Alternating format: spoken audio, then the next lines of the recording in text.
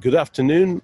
My name is Peter Petkoff. I'm the managing editor of the Oxford Journal of Law and Religion, and I will be hosting a series of meetings which will be in the form of conversations with friends and colleagues on different topics which our journal focuses on, but also topics and themes we as a wider circle of friends are interested in. And as many of us are now engaged actively in the work of the forthcoming G20 summit in Riyadh in Saudi Arabia, and the satellite supportive groups which prepare the G20 summit, including the T20 as well as the G20 Interfaith Forum, we start our first conversation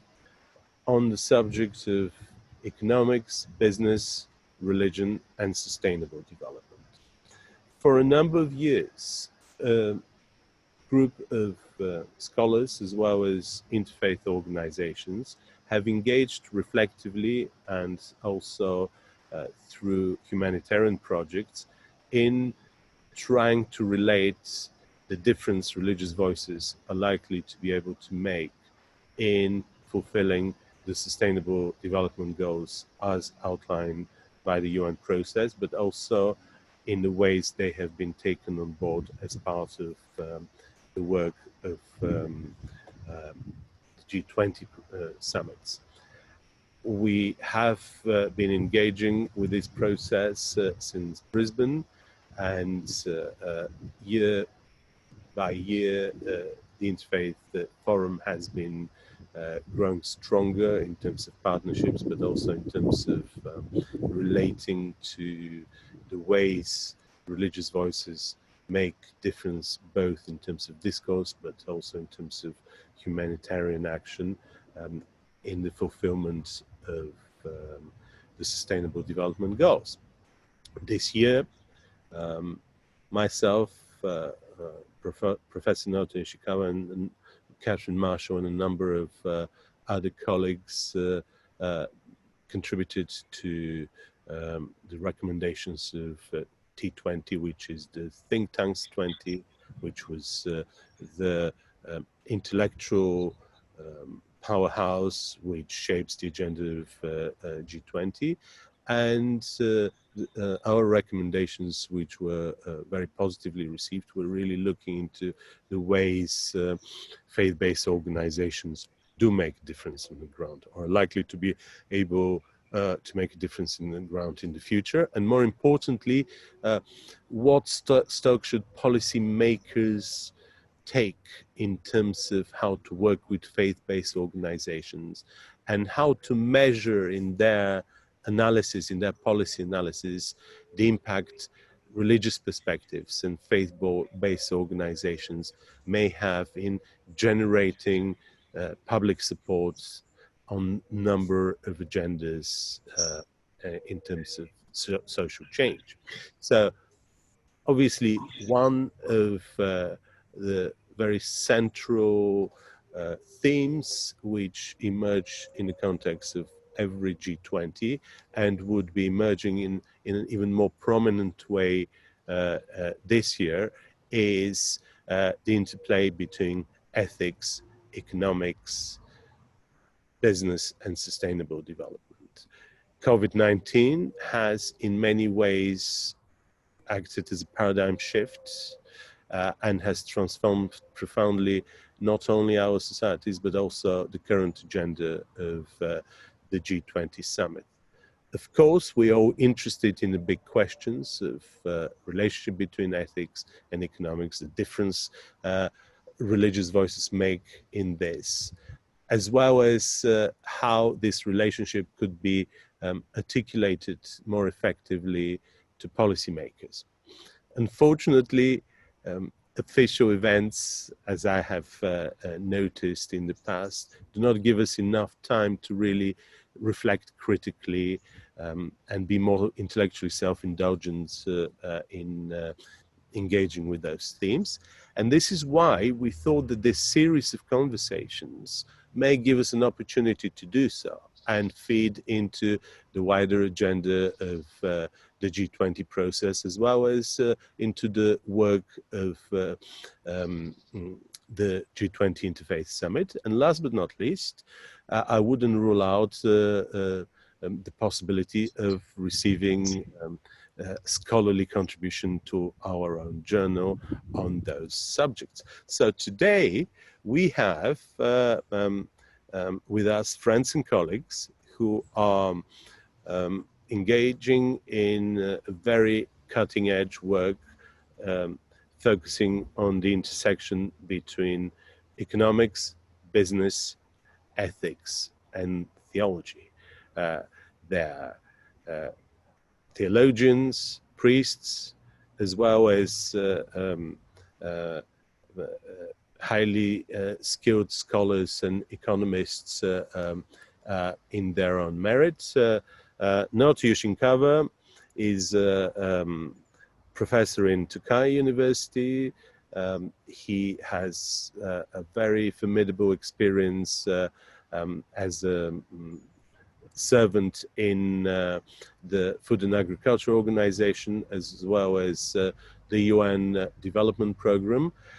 And he has engaged for many years with the interplay between ethics and economics, and the intersection between political science, economics, and how sustainable development has evolved as an economic perspective, as well as a policy and political science-driven perspective.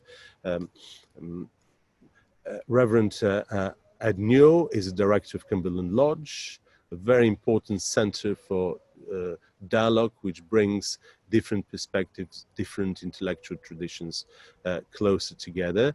And Ken Barnes has formidable experience in the business sector, but he's also a theologian and a priest of the Church of England. And they all, in their different ways, bring together insightful perspectives of how philosophy, theology, and ethics interact with ideas which shape our understanding of economics, our understanding of business, and our understanding of capitalism. So let me stop here and start this conversation by asking Naoto Yoshikawa about his perspective. Why do we need ethics or philosophy or culture in order to think deeper about economics? Basically, I believe today's economic situation in the world, it's a kind of it's not working well. And of course, as you know, the 2008 Lehman Brothers bankruptcies created a lot of the homeless people, and also the now like a COVID-19 showing to a lot of the also the vulnerable groups in the present economic system. They are kind of affecting really badly. So, and I really believe that today's problem is this: why is a fundamental capitalism economic system needed quite good moral, social element, but we getting forget about it. And also, and that was also the in Japan also during a Edo period, and according to my research, there are a lot of the religious was much more naturally in the life. And after the actually Meiji period, actually created a kind of separate religious from the society. And also after Second World War, much more separated. So at this moment, such kind of morality in Japan, we don't have it. And however, if we don't have a kind of the moral society, capitalism market doesn't work well. And even showing to now the so-called relative poverty, its relative poverty is like half of the average disposable income. Those people are over the 15% in Japan. And meanwhile, it's increasing a lot. And in order to saving this economic system, we have to really rethink about fundamental of the social, actually maybe morality, accountability, I don't know how to say that. And that's maybe education and religious kind of virtue helping a lot. But if we don't look at properly, we're breaking the base of the present economic system. Ken, can I turn to you now? Do we really need philosophical perspectives on business or economics? George Soros many years ago was interviewed, and he said, it is a very interesting phenomenon. It may be paradoxical, but it's the reality that markets lack morality. And we have to live with that, and we have to understand them entirely through that perspective. If this is indeed the case, do we really need to pretend that economics or business do really have moral convictions? Yeah, first of all, thank you for inviting me, and welcome to all the guests. The answer is simply the fact that markets don't have morality doesn't mean that people and communities don't. As I say in my book, capitalism is a subject, not an object. So capitalism is nothing more than a term we use to describe this phenomenon of highly monetized, lightly regulated free markets. So it doesn't have a moral compass of its own. It does operate amorality, but the fact of the matter is that means we more than ever need to ensure that the cultures which employ capitalism for the purposes of wealth creation do have values, do have morals. Otherwise, you get the phenomenon we have today, which I call postmodern capitalism, which is an economic system which is devoid of a moral compass and resistant, if not impervious to ethical constraint. And that's how we get things like the 2008 financial crisis. That's how we get the disparity of wealth that we have, which is so systemic now and getting worse every day because of the new monetization policies that we're seeing in response to COVID. That if we don't bring ethics and morality, and particularly, I argue, virtue, into the economic system, it will default into this ethical egoism and this really false belief that if everyone only looks after their own interests, somehow all of society benefits. And this was the problem with the Friedman Doctrine. The Friedman Doctrine, which for the last 50 years has dominated thinking in business schools, is that the only moral responsibility of a corporation is to make as much money as possible within the constraint of law and custom.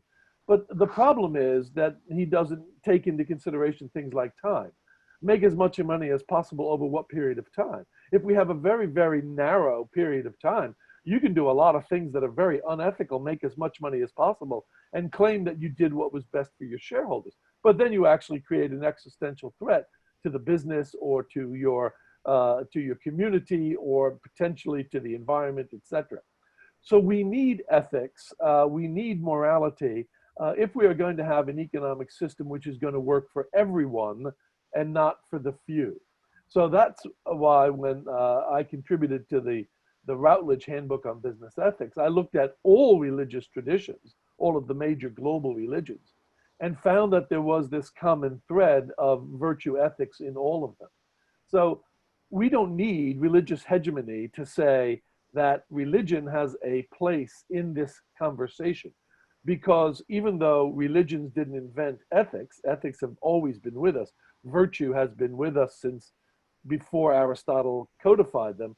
But our religious traditions have been the guardians of these virtues. So we therefore need to have a prophetic voice in economics and in business if we wanted to be more than just a wealth creation engine for fewer and fewer people.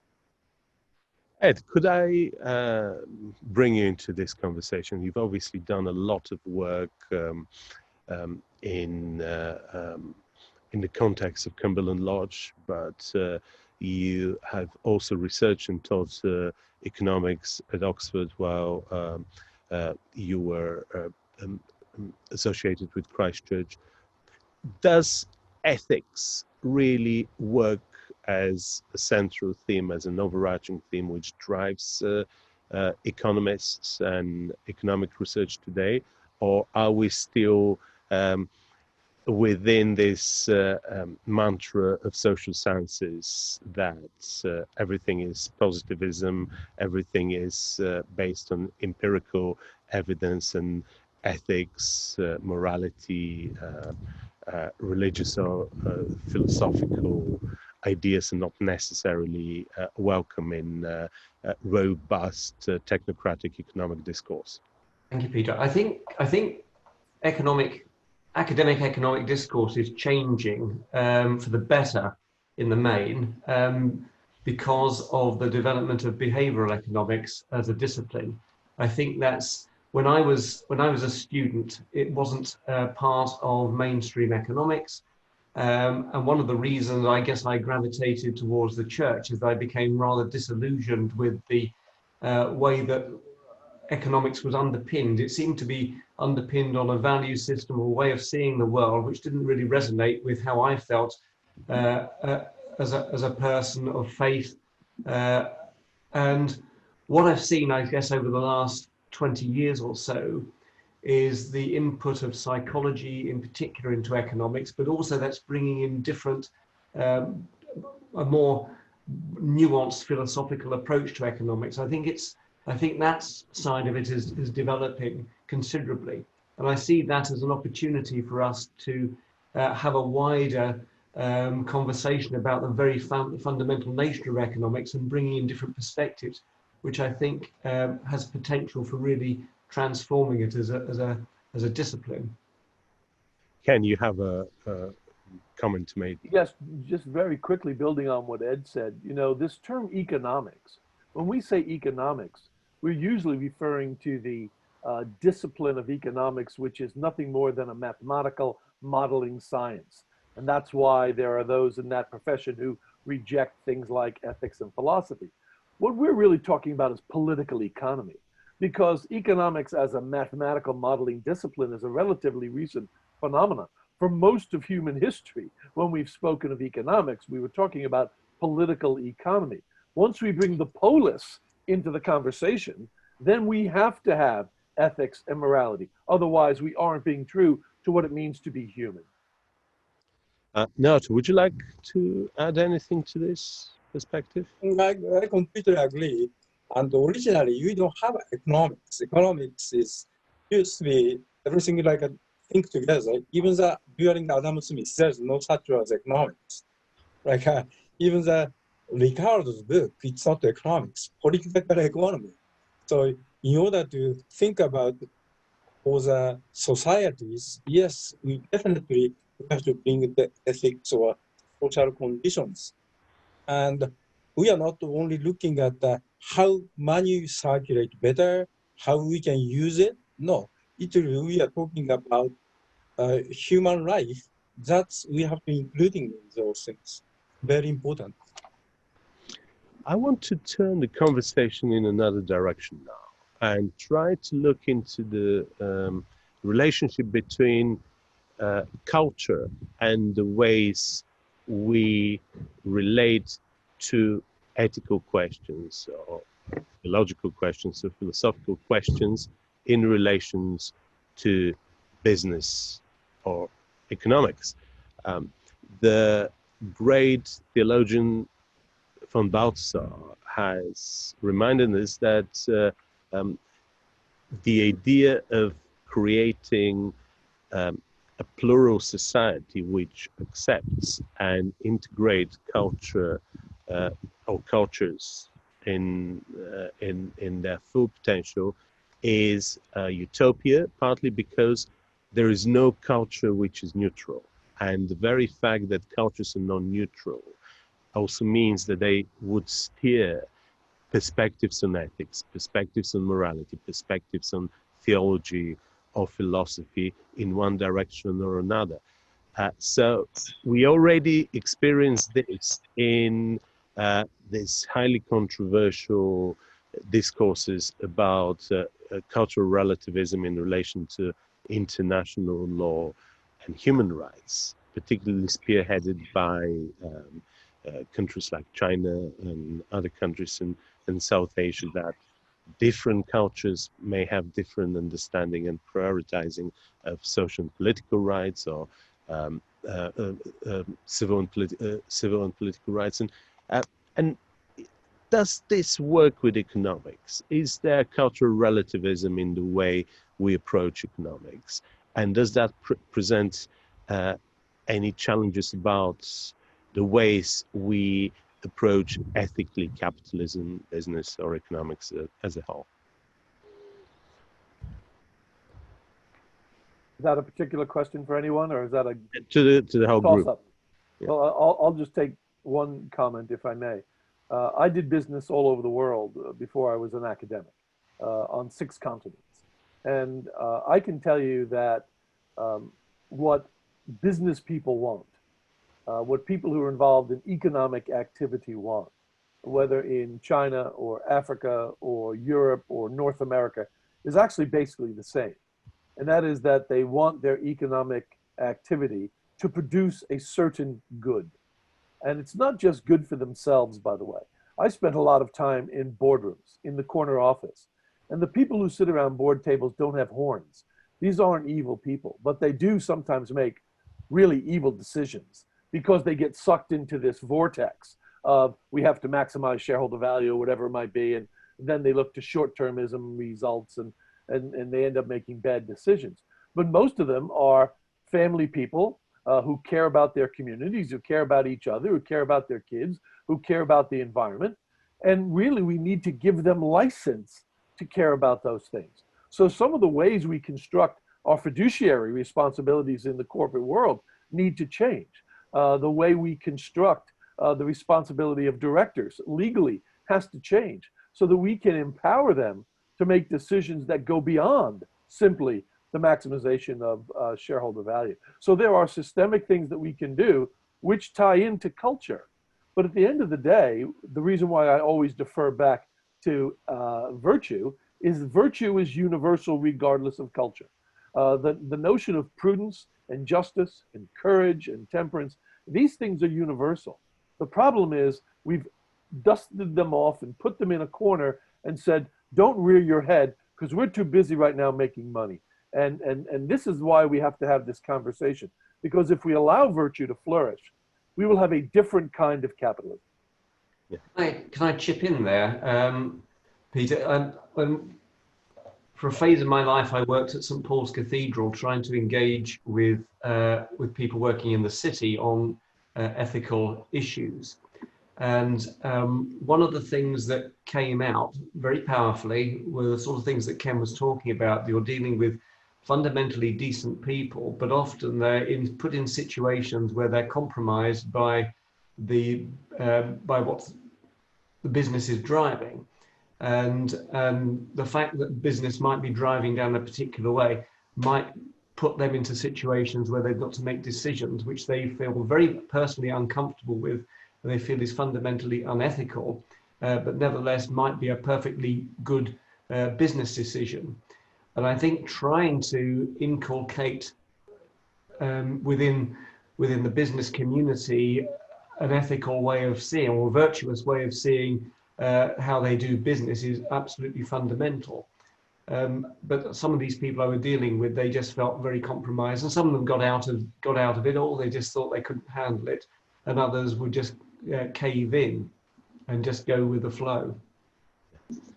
Naoto, did you have anything to add? Yeah, I think in general, even the different cultures and maybe different religions, economic activity or business, everybody want to better off, right? And in order to better off, nowadays, unfortunately, this culture is different, maybe religious is different, everybody believing a kind of the getting, I don't think used to be, but kind of like a zero-sum game. I have to conquer them. That's the reason I will get the better off. And that kind of the ideas, I think the religion or education, we can get out of it. And everybody want to better off. That's fine. And that's the reason work hard. And that's the reason you want to be economic activities. And those kind of the business, both sides is better off. And it's a mutual benefit. And we have to understand those kind of, I think, fundamentals. So if you have cultural difference, religious difference, and somehow that's virtue, that's self, it is the same thing. And do you think that this consolidation of practices or perceptions about what does it mean to do prudent business are driven by the fact that there has been an accelerated internationalization of the way we do business, of the way we navigate economic policies? Because looking into the way ethical approaches have emerged in contexts like the World Trade Organization, foreign direct investment, but also in the way there is almost an emerging international good practice approaches to corporate governance, indicate that with the process of internationalization, the process of ethicization of business and economics have also been accelerated. So my question would be, if the trend is now reversing and we see increasing withdrawal towards sovereignty, towards protectionism, towards searching a good old school way of sovereign democracy or sovereign economics, which are departing from international commitments, is likely to also reshape this internationalized version of business ethics, so ethical economics. Thoughts? I believe, yeah. Oh. Yeah, go. Yeah, okay. Unfortunately, yes, a kind of reverse nowadays, isolationism, protectionism, and however, we cannot go back. As we notice it, global economy, which make a kind of the better off for everybody, means core of the economy make a bigger. And of course, we have to considering about individuals also, honorable people at this moment, but making isolationism, whatever the World Trade Organization, after Second World War, we try to establish international economies, now as global economies, and we try to going back. I'm sure that each people's basically, even like a consuming a goods, making smaller, which meaning is worse off. And that kind of thing is, we have a lot of things philosophically very important to understand today's global economy also. Thank you. Ken? Yeah, I would agree 100%. We can't put that genie back in the bottle, and nor should we. Economic globalization is a brute fact. We can try, there are politicians in various countries right now who are trying to create this economic isolationism argument, and a lot of it, frankly, is rooted in some very, very dark philosophies that I won't get into right now. But the notion that we, need to demonize any particular players is just being done for political purposes. The fact of the matter is, anyone who has ever done global business and anyone who's ever worked in a Fortune 50 or even a Fortune 500 company will tell you that globalization is not a push phenomenon as it's often portrayed. It is a pull phenomenon. Companies don't make the decision to go into international markets because they want to impose their products or services onto some other market. It's because they saw an opportunity, because people in those other markets wanted the goods or services they provided. And so that relationship is a symbiotic one. And it's going to continue to grow as the rest of the world continues to want the goods and services that are available from other economies. I mean, that we've seen that since, you know, the trade routes of the Middle Ages. And so we cannot put the globalization genie back in the bottle. But from the standpoint of ethics and morality, there are two possible roads that we can go down. One is we go down the road of, because there's diversity of opinion, because there is plurality, we're just going to jettison any idea that there is some sort of universal ethic, and we're going to be as unethical as we can be in order to maximize our profits. Or we can go down the road of, let's listen to each other, let's learn from each other, and let's find the common ethical ground to ensure we don't kill each other. And that, to me, is the most important thing. And there is common ethical ground if we choose to exploit it. Which brings us to Ed. Ed, do you believe that the fragmentation of the international system is also changing the ethical paradigms in which we read economics? Well, what worries me is that the reality of globalization, as both other contributors said, is there. So it's a fiction to think that that it's not there. And if we go down an isolationist approach, then basically we're trying to have isolationist solutions to global problems, which seems to me to be something of rather selfishness, national selfishness coming into play here, when clearly we need to be building international cooperation. We couldn't get a better example of the need for that than what we're going through at the moment. It seems to me ludicrous that that we're not working collectively as humanity to address COVID, and that if we don't learn from this situation the importance of global cooperation, finding common ground, and being motivated by the sort of common values that humanity shares, then you know, when are we going to do it? Which brings me to my next question, which is the challenges which COVID-19 presents not only to the current agenda of the forthcoming G20 summit, but to the global economy, to the international institutions, to every aspect of our life.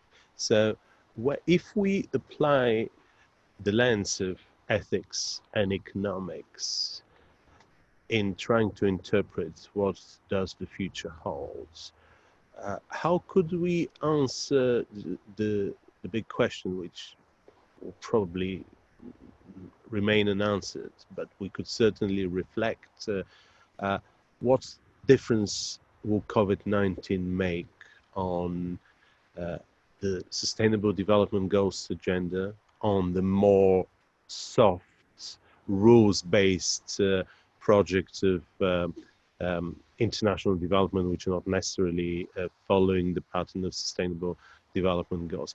What has COVID-19 changed, and what is likely to remain the same in the way we approach economics, business, and society?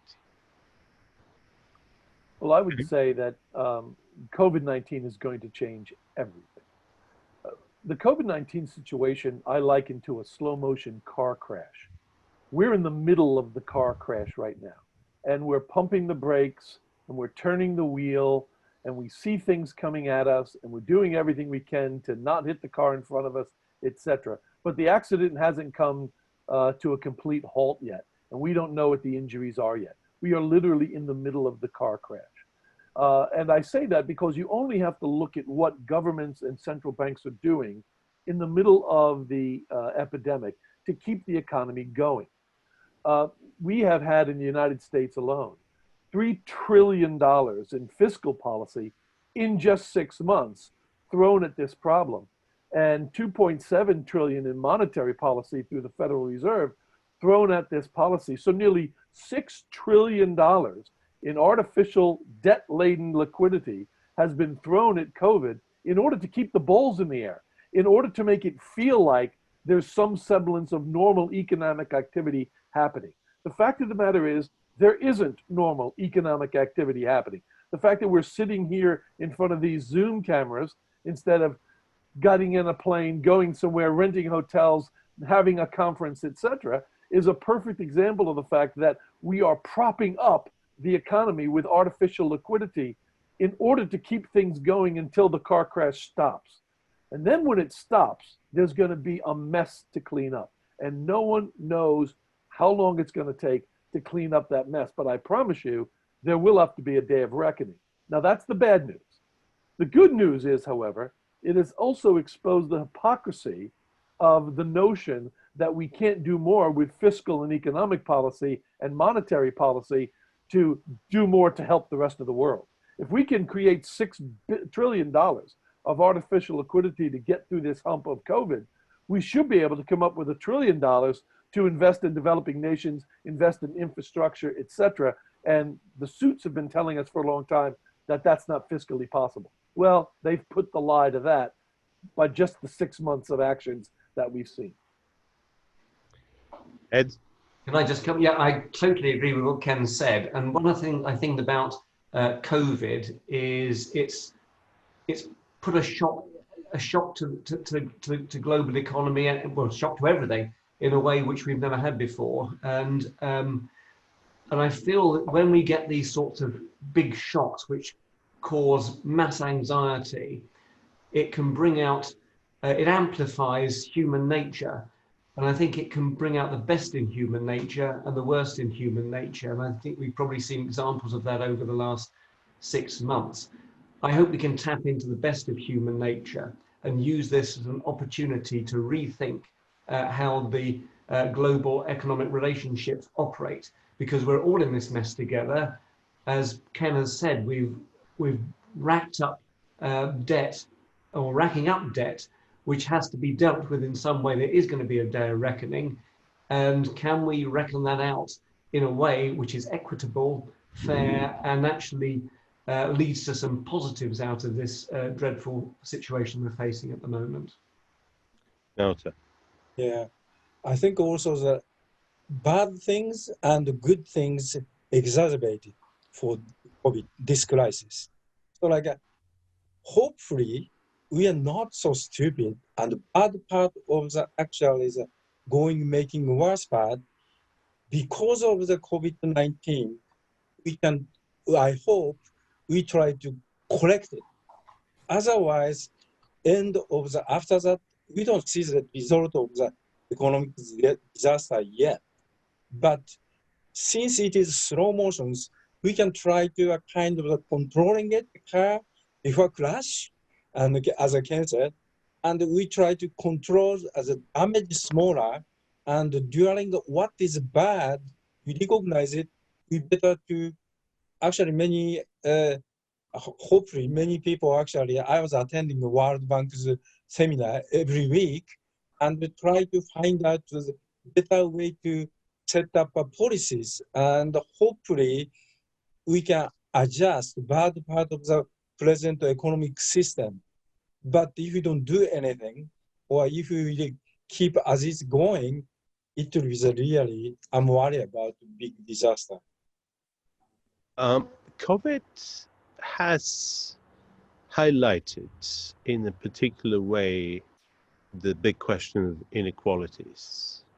And what I would like to ask the panelists is to reflect whether COVID-19 has in some way introduced new dimensions of inequalities, or has rather highlighted existing inequalities we have pretended that they are not there and have now become uncomfortably visible.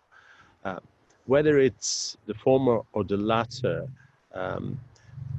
what are the likely challenges and perhaps opportunities which the international economic system is likely to face in that sense, and in terms of ethical, particularly in terms of ethical challenges? I think it's done both. I think it has exposed the inequalities and it has exacerbated them. So again, going back to this whole question of monetary policy, while we are in the depths of a very serious recession, and we have tens of millions of people who are unemployed because of COVID, we've seen the stock market go through the roof. Now, why is that? Well, it's very simple. It's because liquidity is the mother's milk of share value. When you have that much cash in the system, it's going to make the asset class much, much richer. And that's exactly what we're seeing. So what's happening on Wall Street has absolutely no correlation at all to what's happening on Main Street. And that's not sustainable, by the way. It is an asset bubble. And by the way, it's a form of inflation. It's asset inflation. And so at some point, that bubble is going to burst. And we all know what happens when we have an asset bubble of that size burst. It's the people at the bottom who get hurt the most. In addition to that, we've seen things, for instance, again, I hate to keep speaking about America, but we all know that when America sneezes, the world gets a cold. In America, as part of our fiscal policy, we have had mortgage forbearance. So people who own homes have been able to defer their mortgage payments, again, in order to create the illusion that they have some extra cash, when in fact all they're doing is postponing the need to pay those mortgages later on, but at least they don't have to put it into their homes. They can use it for other economic activity, like buying groceries, etc. But the same doesn't exist for people who rent, which means, again, we are helping the asset class, we're helping people who own homes, but people who rent are being forced out of their homes. We're going to have a huge homeless problem in America because those people weren't given any form of relief. So it just goes on and on. Kids not going to school, they have to go to school online, but the rural poor and the urban poor who don't have access to high-speed internet aren't being educated. I mean, it is just making the situation much worse. I'm wondering whether one of the positives that could come out would be to test out something like universal basic income. We've had the furlough scheme operating to bail the situation out, but the onus is always put it back onto to employers to be able to pick up people at the end of that. That's unlikely to happen because we're getting different sorts of people facing unemployment who perhaps would not normally see themselves in that sort of situation. I think there's been probably a greater acceptance socially to put into place a scheme to help people through in a way which maybe they would not have been thought about had it been the usual categories that are really being hammered. I do wonder whether there's an opportunity here to rethink the way that we look after people and think how to bring more an equitable approach to supporting people. It could be applied in all sorts of situations. So I'm just throwing it out there as a suggestion that we could do some really productive experimentation out of this crisis. Now, do you have anything? No, I'm everything agreed, but also that I think that each people has also I'm at this moment educators in the universities, and each people has a function to contribute at this moment. If we don't do something, actually, that I'm worried about. Also, the Japan also, as I mentioned, this relative poor, poverty people, and we are number of the increasing, and this one, all over the world, I'm sure that at this moment, even the absolute poor or relative poor, their number is increasing it a lot. And those people, they cannot survive if you don't do something. And or even they could survive, like Japan's case, so-called education poor. Like those parents' kids, they cannot go to the school, get the proper educations, and they grow up again, and their children's going worse and worse. So in order to do something, and at this moment, we need really, everybody has some kind of the responsibility to input something that's to the society. That's, I think, we need. Looking at the figures, the sum which has been allocated by the international financial institutions towards the recovering funds during and post COVID-19 is incredible.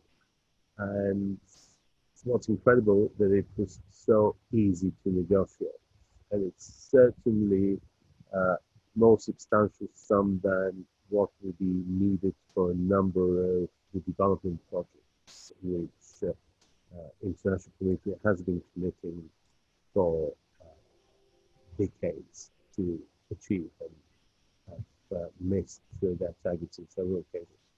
Ken, what does this sum tell us? That the international community could actually pull together their financial resources when they want to, or that they could only do it at times of great crisis such as COVID-19? Well, of course they could if the political will was there to do it at times other than at crisis. But unfortunately, they don't, because when there is no crisis, they simply look to feather their own nests. One of the possibilities that could come out of this crisis is I foresee the possibility of a new Bretton Woods kind of approach to global economics. We have a situation where at the end of World War II, and the Bretton Woods conference produced the global financial order, which is essentially still in place today. The only difference is we're no longer on the gold standard, but the dollar is still the reserve currency of the entire world. But, in 1944, the United States was the world's largest creditor nation, and it possessed 3/4 of all the world's monetary gold, and everything was on the gold standard. Today, the United States is the world's largest debtor nation. No one is on the gold standard. And the question remains, how much longer can we continue to have the hegemony of the US dollar if we are going to continue to throw money at crises such as this, and the rest of the world has to simply deal with the fact that the US dollar defies gravity because of its position as the reserve currency. So I think there's the potential for a global economic reckoning that could contribute to a truly international monetary standard that would help us in times not only of crisis, but in general times when we recognize the need to invest in the developing world, et cetera, in infrastructure, in things that, like a green economy, if you will, that we don't do today because of this tremendous systemic imbalance in the system. Ed, do you think, looking at how things are evolving at the moment, that COVID-19 is likely to accelerate or kill completely the sustainable development goals-driven projects internationally? One hopes that we move in the line that Ken has been talking about. And I think, if we make a comparison between what we're going through now and the Second World War, then one of the things that obviously happened at the end of the Second World War were a whole load of international institutions being formed, a sense of cooperation coming together to try to deal with global economic consequences of warfare, et cetera, and perhaps we could do the same when we move into a hopefully post-COVID situation. But also perhaps preparing for the fact that post-COVID might mean regular pandemics as well. So another factor that has to come into play to think how we might deal with similar situations in the future. So I think there's opportunity here for cooperation, and through that cooperation, the SDGs obviously need to be key to how we redress global problems. Naoto, you have obviously unique experience having worked for international organizations dedicated to international development, both the UN Development Program and the Food and Agriculture Organization in Rome. I mean, from your experience, do you think that an organizations such as those are likely to be reflective about any changes which COVID-19 is going to present, or are they likely to remain in a responsive mood, that they react to challenges, react to crises, but there isn't really room or policy space within those organizations to really try to engage more reflectively about how a particular challenge could change the way they operate in a more long-term basis? Are they entirely short-term driven, or do you think that there's likely to be opportunity for creating new policy spaces where they would really steer things in the direction which Ken and Ed were reflecting about? Honestly to say, after Second World War, including the Bretton Woods institutions, whatever, and also the reorganized basically United Nations, all of those systems, because of the Second World War's disaster, everybody looking at so much more organization itself was respected by everybody. Unfortunately, nowadays, well,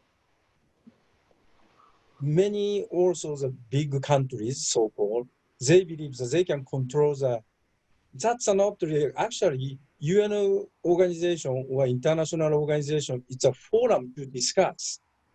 And however, everybody, they wanted to control themselves. And even though they create a policy, it doesn't work. Even the GATT, also the World Trade Organization, used to be, it was very well. But nowadays, of course, America and China's and many countries also trade barriers and everything. And the kind of the World Trade Organization's rule is not respected anymore. So a kind of the international organizations, if making a better policy, I don't think it's work at this moment, unfortunately. So this circumstance, maybe we should reorganize, maybe Ken told like a new Bretton Woods kind of the institutions, maybe we should make it. Otherwise, and at this moment, the organization, unfortunately, not respected by the many countries. And they believe that their only countries are kind of the influence, they can use the world policies that are not originally they made for. So it is very difficult to say. And however, the COVID-19 exaggerating to exacerbating actually all of those bad matters. So we really have to come out,